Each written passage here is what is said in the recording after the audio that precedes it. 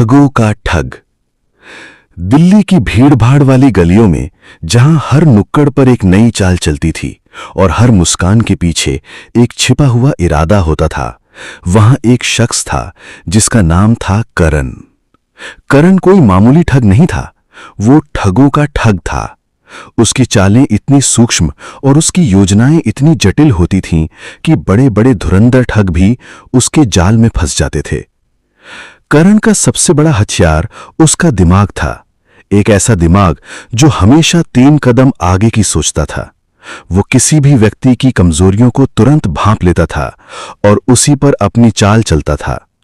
उसने कभी किसी गरीब या जरूरतमंद को नहीं ठगा। उसका निशाना हमेशा वे लोग होते थे जो खुद किसी को ठगने की फिराक में रहते थे या जो अपनी अकड़ में चूर थे। एक बार की बात है, दिल्ली में एक नया ठग आया जिसका नाम था नवाब। नवाब अपने आप को बहुत बड़ा मास्टरमाइंड समझता था।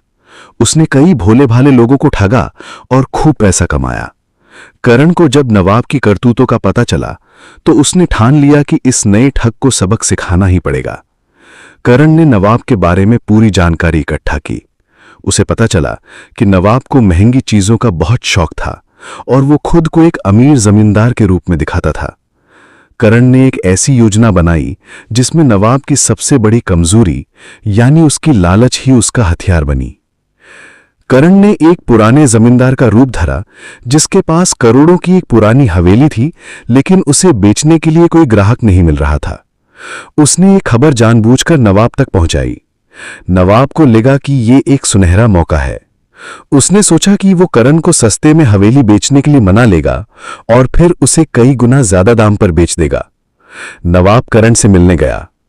करण ने उसे हवेली की तस्वीरें दिखाईं और उसकी इतनी शानदार कहानी सुनाई कि नवाब पूरी तरह से उसके जाल में फंस गया। करण ने हवेली का इतना ज्यादा मोल बताया कि नवाब को लगा कि ये एक बड़ी डीलरशिप है और उसे हर हाल में यह सौदा करना चाहिए।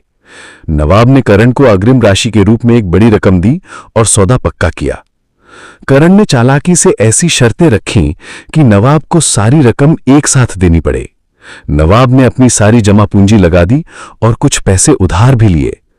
सौदा तय होने के बाद जब नवाब हवेली देखने गया तो उसे पता चला कि वो हवेली तो कई साल पहले ही बिक चुकी थी और अब वो समझ गया कि वो ठगा जा चुका है। उसने करण को ढूंढने की बहुत कोशिश की, लेकिन करण तो कब का गायब हो चुका था।